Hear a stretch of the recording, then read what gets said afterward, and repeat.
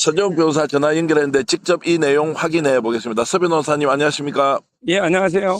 자, 윤석열 대통령 탈당설이 나왔는데 이게 탈당이 결정된 겁니까? 그건 아니고요. 제가 알기로 대통령은 선거에 이기게 된다는 생각밖에 없고, 따라서 이제 그 김문수 후보가 탈당이 도움된다고 하면 흔쾌하게 탈당을 하고, 또 당에 있는 게 도움된다고 하면 당에 남아있고 후보 뜻에 따라서 본인은 이게 흔쾌히 결정하겠다, 이런 걸로 제가 알고 있습니다. 자, 그것은 윤석열 전 대통령이 실제로 그런 의사 표현을 했다는 것까지는 확인했습니까?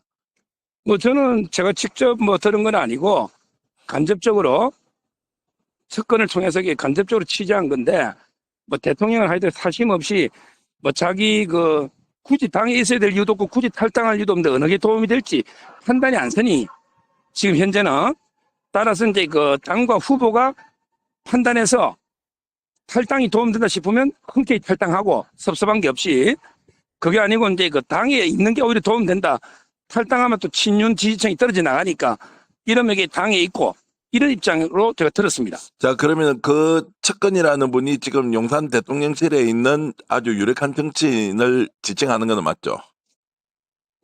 그렇죠. 대통령하고 이게 수시로 연결하는 이런 측근인데 제가 이름을 좀 밝히기는 그렇습니다.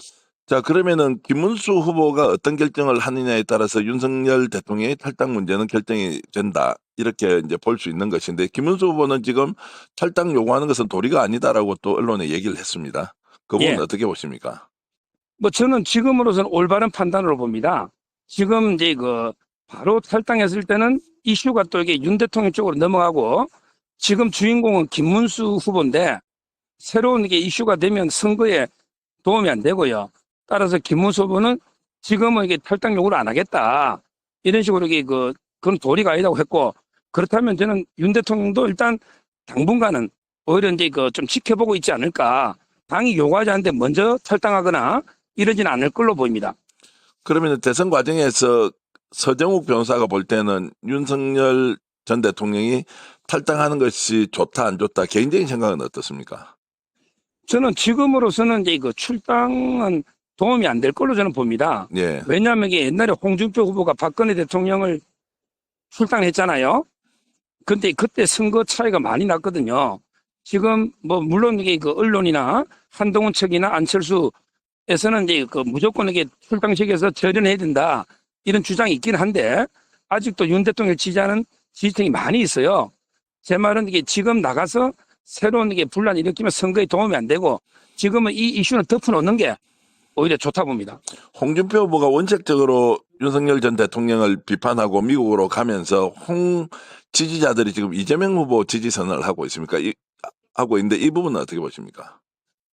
지금 이제 홍준표 후보가 좀 섭섭한 게 많은 것 같아요. 한덕수하고 이제 김문수가 연합해서 이제 본인 떨어뜨렸다, 거기에 윤석열 대통령이 있다, 이래서 섭섭한 감정에 이번 선거는 이재명과 이준석 싸움이다, 이렇게 말씀하셨지만, 그러나 이게 아마 홍준표 지지층에 제가 극소수라고 저는 보거든요.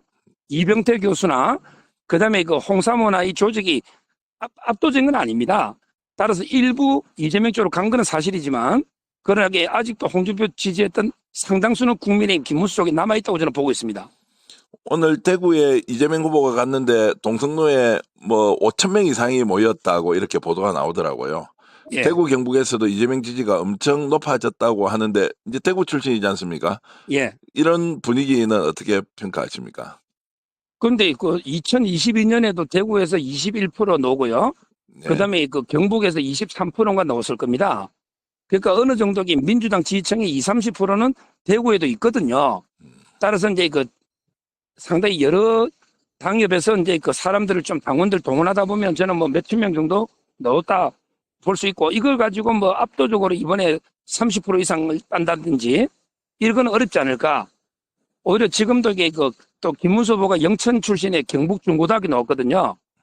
그래서 저는 아마 이게 저번에 윤석열 후보 지지 정도만큼은 김문수 후보가 가고 저번보다 크게 변동이 없을 거로 봅니다.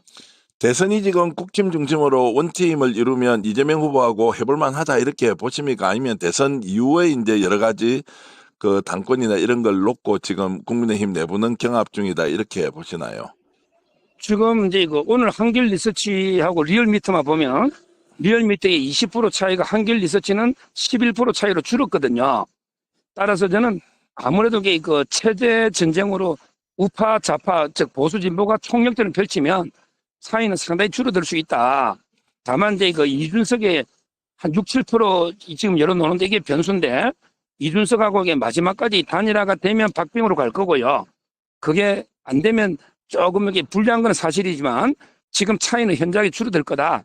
이렇게 보고 있고 어떻게든 이준석과 단일화를 이루어내야 되죠. 단일화 전망은 어떻게 보십니까? 이준석 절대 그런 일 없다라고 강력하게 얘기를 하고 있는데. 절대 없다는 사람들이 꼭 절대 하던데요. 그렇습니까? 이게 정치라는 게 살아 움직이는 생물이기 때문에 뭐 절대라는 말은 없고요. 저는 이준석이 지지율이 지금처럼 6, 7% 노잖아요. 이런 경우는 이제 그 비용 보전을 못 받아요. 그래서 10%가 넘어가면 이제 절반 받고 15%는 넘어야 비용 보전 받기 때문에 지금 지지율이 한 6, 7%대 멈추고 있으면 이준석도 이게 충분히 단일화에 관심을 가질 거라고 기대하고 있습니다. 알겠습니다. 지금까지 서정욱 변호사와 얘기 나누었습니다. 서 변호사님 고맙습니다. 감사합니다.